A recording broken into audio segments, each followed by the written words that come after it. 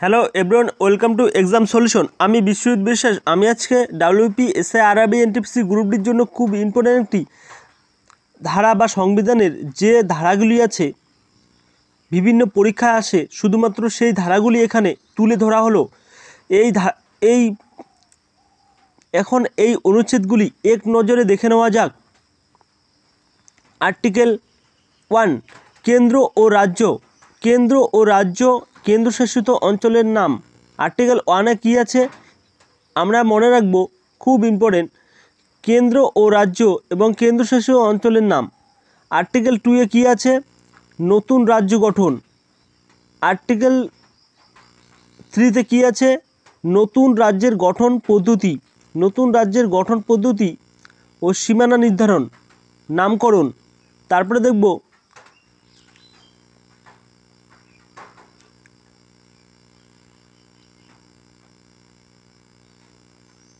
পরবর্তী দেখব আমরা, তোমরা দেখো নতুন আর্টিকেল 4-এ কী আছে? নতুন রাজ্যের আইন রচনা। আর্টিকেল 5 থেকে 11-তে কী হচ্ছে? নাগরিকত্ব স্টার মার্ক করো তোমরা। 5 থেকে 11-তে নাগরিকত্ব আছে। তারপরে আর্টিকেল 12 থেকে 35 মৌলিক অধিকার আছে। বিভিন্ন পরীক্ষায় এমন কোনো এক্সামে নেই যে ধারা থেকে কোশ্চেন আসে না। তোমরা দেখে নাও, তোমরা ক্লাসটি শুরু থেকে শেষ অবধি দেখবে। এই ধারাগুলি খুব important. WP SI RRB NTPC গ্রুপটির জন্য তো খুবই ইম্পর্টেন্ট। তোমরা দেখে নাও, আমি করে দিচ্ছি এক এক করে। আর্টিকেল 14-তে কী আছে? আইনের চোখে সবার সমান অধিকার, সমান সংরক্ষণের ব্যবস্থা। তারপর দেখব আর্টিকেল 15C মহিলা এবং শিশুদের জন্য জার্মান সিট সংরক্ষণের ব্যবস্থা। কি বলেছে আর্টিকেল 15-তে? সি, মহিলা এবং শিশুদের জন্য জার্মানের সিট সংরক্ষণের ব্যবস্থা। তারপর দেখব আর্টিকেল 16-তে সরকারি চাকরির ক্ষেত্রে সবার সমান সুযোগ ব্যবস্থা। আমরা আর্টিকেল 16 ধারা 16 সরকারি চাকরির ক্ষেত্রে সবার সমান সুযোগের ব্যবস্থা। তারপরে পরবর্তী দেখব আর্টিকেল 17 অপেক্ষতা দূরীকরণ, মানে ধারা 17 অপেক্ষতা দূরীকরণ। তারপর দেখব পরবর্তী, খুব ইম্পর্টেন্ট। ক্লাসটি ভালো লাগলে লাইক অথবা শেয়ার করুন, নতুন হলে সাবস্ক্রাইব করবে। ধারা থেকে প্রত্যেকটি বিষয়ে আসে। তারপরে দেখব আর্টিকেল 18 বা ধারা 18 বিদ্যা বিষয়ক সামরিক খেতাব ছাড়া রাষ্ট্র অন্য কোনো খেতাব দান করতে পারবে না। কি বলেছে আর্টিকেল 18-তে? কী বলেছে? বিদ্যা বিষয়ক সামরিক খেতাব ছাড়া রাষ্ট্র অন্য কোনো খেতাব দান করতে পারবে না। রাজ্য, মহারাজা, পণ্ডিত ইত্যাদি বিলোপ করা হলো। তারপর আর্টিকেল 19 মানে ধারা 19 বাক স্বাধীনতার অধিকার স্টার মার্ক করো, বাক স্বাধীনতার অধিকার। তারপরে দেখব আর্টিকেল 20 অপরাধীর অপরাধ সংক্রান্ত 3টি অধিকারের কথা আছে। আর্টিকেল বা ধারা 20-তে অপরাধ সংক্রান্ত 3টি অধিকারের কথা আছে। তারপরে আর্টিকেল 21 জীবনের নিরাপত্তা, ব্যক্তিগত স্বাধীনতার কথা উল্লেখ আছে। তারপরে দেখব ধারা 21 শিক্ষার অধিকার আছে।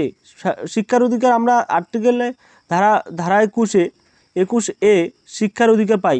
তারপরে দেখব ধারা 22 গ্রেপ্তার ও আটক সংক্রান্ত কিছু অধিকার বলা আছে। তারপরে পরবর্তী দেখব আমরা, খুব ইম্পর্টেন্ট, তোমরা এখান থেকে কোশ্চেন পেয়ে যাবে এক বা দুটো আপকামিং এক্সামের জন্য। এক্সামিনাররা এখান থেকে কোশ্চেন করে, তাই আমি তুলে ধরলাম টপিকটি। আর্টিকেল 23 মানুষ কেনাবেচা বন্ধ করা এবং জোর করে কাজ করানো বন্ধ করার ব্যবস্থা। তারপরে পরে তো আর্টিকেল 24 শিশু শ্রম বন্ধ করা হয়েছে।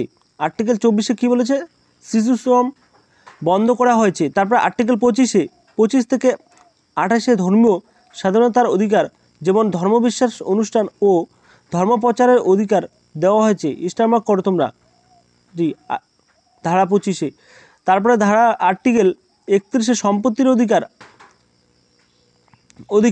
এই ধারায় ছিল ধারা 31A(1) সম্পত্তির অধিকার আগে এই ধারায় ছিল, বর্তমানে সম্পত্তির অধিকার আর মৌলিক অধিকারে নেই। এটা স্টেমার্ক করো, নেই। তাই সম্পত্তির অধিকারকে বর্তমানে 300A ধারায় নিয়ে যাওয়া হয়েছে। আমরা মনে রাখবো 300A ধারায় নিয়ে যাওয়া হয়েছে, এটি স্টেমার্ক করো। তারপরে পরবর্তী দেখব আমরা, পরবর্তী খুব ইম্পর্টেন্ট, পরবর্তী তোমরা দেখে নাও। পরবর্তী কি বলেছে, আর্টিকেল 32 বা 32 সংবিধানের মৌলিক অধিকার প্রতিবিধানের জন্য সুপ্রিম কোর্ট 5 রকম লেখ, নির্দেশ বা রিট জারি করতে পারে। স্টারমার্ক করে তোমরা, আপকামিং এক্সামের জন্য খুব ইম্পর্টেন্ট।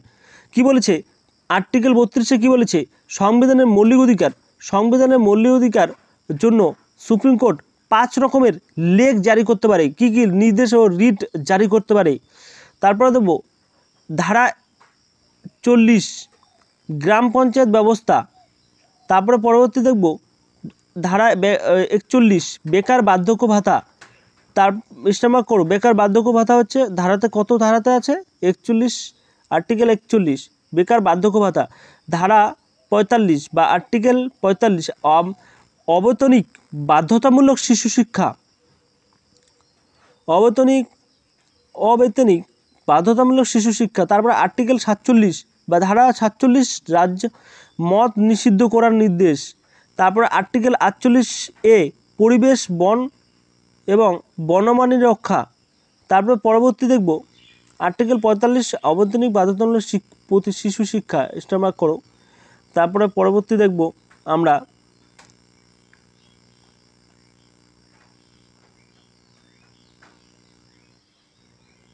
এখান থেকে হবে আর্টিকেল 49 মনুমেন্ট জাতীয় সৌধ ঐতিহাসিক স্থান, মনুমেন্ট জাতীয় সৌধ ঐতিহাসিক স্থান সংরক্ষণ রক্ষা করা। তারপরে পরবর্তী দেখে নাও তোমরা 51A 11টি মৌলিক কর্তব্য ধারায় বর্ণিত আছে। কয়টি? 11টি মৌলিক কর্তব্য। তোমরা দেখে নাও কয়টি, মনে রাখবে 11টি মৌলিক কর্তব্য ধারায় বর্ণিত আছে। আর্টিকেল কততে? 51A-তে। তারপরে 52 ভারতের রাষ্ট্রপতি, স্টেমার্ক করো। 52তে বলা আছে ভারতের রাষ্ট্রপতি। আর্টিকেল 54 রাষ্ট্রপতি নির্বাচন কত ধারাতে হয়েছিল? 54।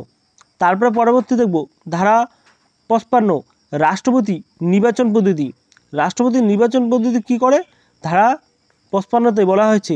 তারপরে আর্টিকেল 61 রাষ্ট্রপতি অপসারণ বা ইমপিচমেন্ট পদ্ধতি, রাষ্ট্রপতি অপসারণ বা ইমপিচমেন্ট পদ্ধতি স্টেমার্ক করো।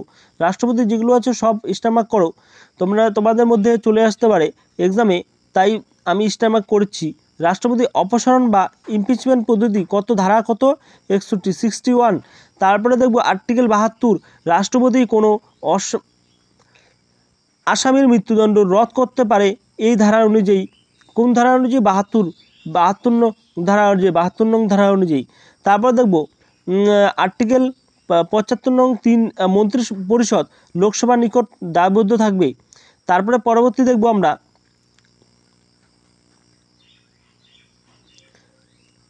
75(3) মন্ত্রী পরিষদ লোকসভার নিকট দায়বদ্ধ থাকবে। রিপিট করে দিলাম, মনে রাখবে তোমরা। তারপরে আর্টিকেল 76 ধারা 76 অ্যাটর্নি জেনারেল অব ইন্ডিয়া, স্টেমার্ক করো। অ্যাটর্নি জেনারেল বা ইন্ডিয়া বলা হয়েছে ধারা কততে?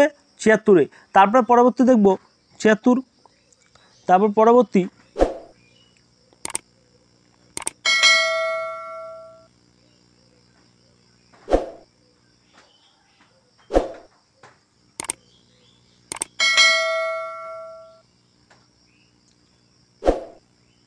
স্পিকার এবং ডেপুটি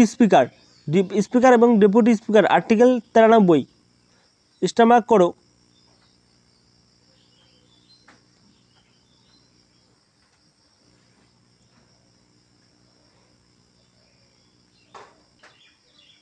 তারপরে পরবর্তী দেখব আমরা আর্টিকেল 108 কিছু বিশেষ ক্ষেত্রে সংসদের যৌথ অধিবেশন। তারপরে আর্টিকেল 110 স্টেমার্ক করো তোমরা। আর্টিকেল 108 খুব আসে, কিছু বিশেষ ক্ষেত্রে সংসদের যৌথ অধিবেশন কোন ধারাতে বলা হয়েছে? এখান থেকে একটা কোশ্চেন নিয়ে নিতে পারি আমরা। 108 কিছু বিশেষ ক্ষেত্রে সংসদের যৌথ অধিবেশন থাকবে। তারপর আর্টিকেল 110 অর্থ বিল, কী বলা হয়েছে? অর্থ বিল, অর্থ বিল স্টামাক করো, অর্থ বিল। তারপরে পরবর্তী দেখব আমরা আর্টিকেল 112 বাজেট। তারপরে আর্টিকেল 123 সংসদের অধিবেশন বন্ধ থাকলে রাষ্ট্রপতি অর্ডিন্যান্স জারি করতে পারে, স্টামাক করো। 123 নং ধারা কী বলা হয়েছে? সংসদের অধিবেশন বন্ধ থাকলে রাষ্ট্রপতি অর্ডিন্যান্স জারি করতে পারে। তারপরে আর্টিকেল 124 বা ধারা 124 নং ধারায় বলা হচ্ছে supreme court. Article 148 comptroller and editor general, stomach করো বা ক্যাক। তারপরে পরবর্তী দেখব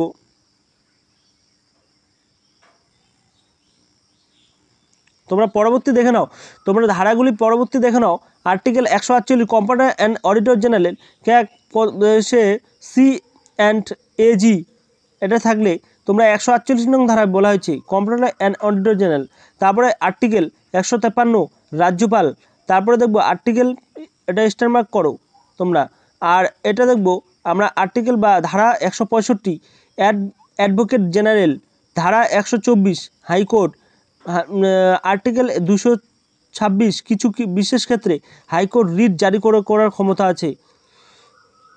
তারপর দেখব গ্রামসভা বা আর্টিকেল 243 পঞ্চায়েত, স্টামাক করো তোমরা 226টি।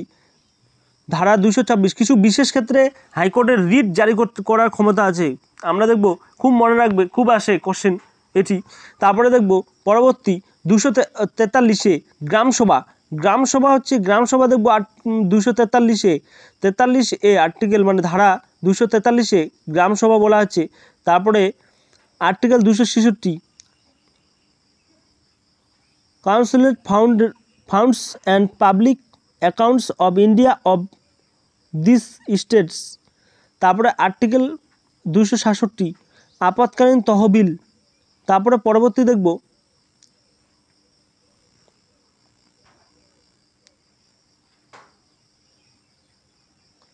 আর্টিকেল 280 অর্থ কমিশন, স্টারমার্ক করো। আর্টিকেল 300 সম্পত্তির অধিকার, স্টারমার্ক করো। সম্পত্তির অধিকার বলা হয়েছে 300 আর্টিকেল 312 সর্বভারতীয় প্রবেশিকা পরীক্ষা আইএস। তারপরে পরবর্তী দেখব 315 কেন্দ্র ও রাজ্যের পাবলিক সার্ভিস কমিশন ধারা 324 ইলেকশন কমিশন। তারপরে পরবর্তী দেখব